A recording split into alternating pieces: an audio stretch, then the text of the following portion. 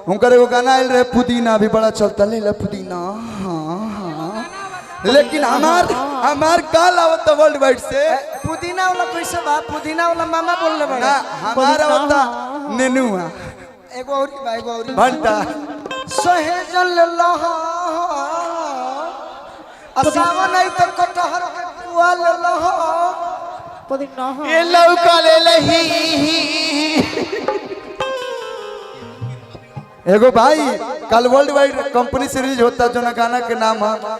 पुदीना से कोनो लेना देना नहीं खे, लेकिन आजकल जो चलता तो गावे के चाहिए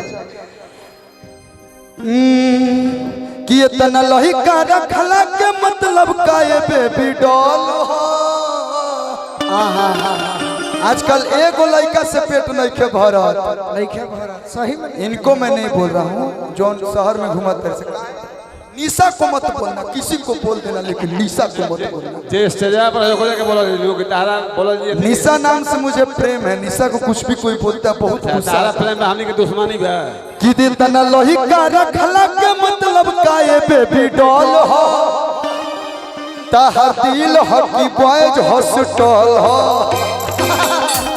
ये चार्जर ना हो तो मैं गाना बोले के कहती है कि दो है मेरे बेस्ट फ्रेंड, दो है बॉयफ्रेंड, दो बेस्ट फ्रेंड है 1 2 और 2 बॉयफ्रेंड भी हैं। लेकिन पता है कोलू भैया कि ढूंढ रही हूँ अपने लिए हस्बैंड। मैं छपरा जिला है तो छपरा जिला में निशा के लिए अगर कहना होगा तो कोलू भैया तो जो कहे कि ये जो कि इतना लोही का रखला के मतलब का ये बेबी डॉल हो कि ताहर दिल हो कि बॉयज हॉस्टल हो। हम जानते नहीं कोलू तो कह दिए आ जब गोलू के कहे कोई तो जानते नहीं का कहे हैं कि हम के उजार अपने अरे बसलुए सुगनिया अरे कवनाइया संग फसलुए सुगनिया कवनाइया संग फसलुए सुगनिया। बहुत पवित्र रिश्ता है हमारा। के उजार अपने हम के उजार अपने फसलुए सुगनिया कवनाइया संग फसलुए सुगनिया। अब सुन हमारा भाई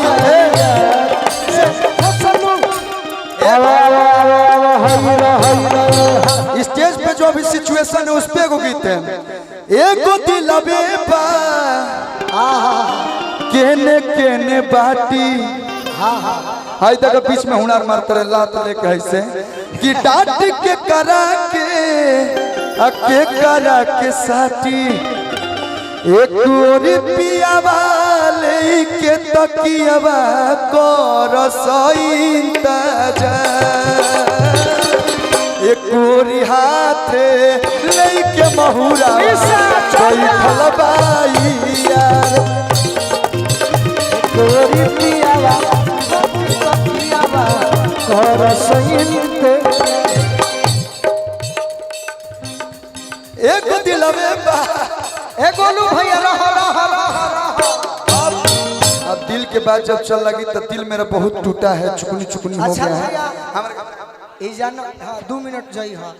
ई प्रेम बा एगो भैया खाती जोर से हाला कर लो तो तनी हाला करना भैया हमार जई है ई अपना दिल के बात कहले बड़े तो हमहू कहि न एगो निशा खाती कहते गोलू भैया मैं लोग बेवफा आज 2 आदमी मंच पर आइल बड़े एगो दिल टूटल इनका गोड़ में गोली लगल बा हमारा हाथ में गोली लगल बा माने 2 गो घायले आदमी हबे आइल बड़े घायल सिर बहुत ऐसे कहतनी कि चढ़ते तू टिंकू बाबा कि चढ़ते तू अरे टोलिया गोरिया भइलू गुलरी के फूल अरे कौने को सुरवा ससुरवा जाके गईलू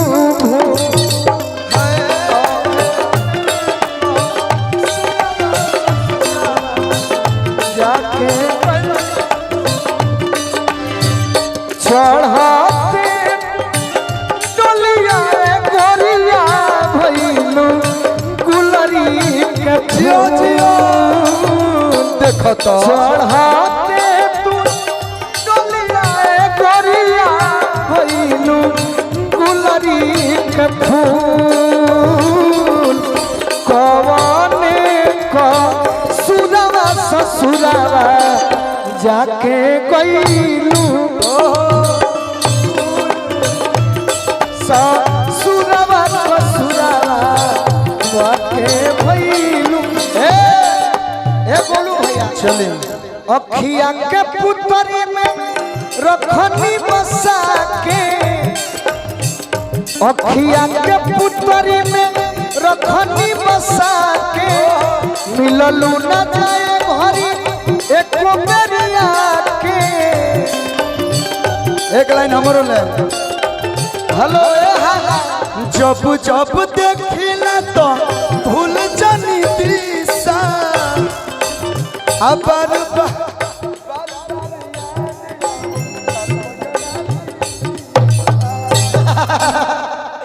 चलिए अरे कि पगला के छोड़लू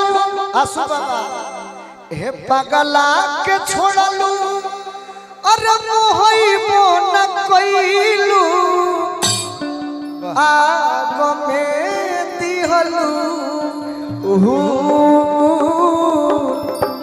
अरे कवने का सुरवा ससुरवा जाके गईलू कवने का सुरवा ससुरवा जाके गईलू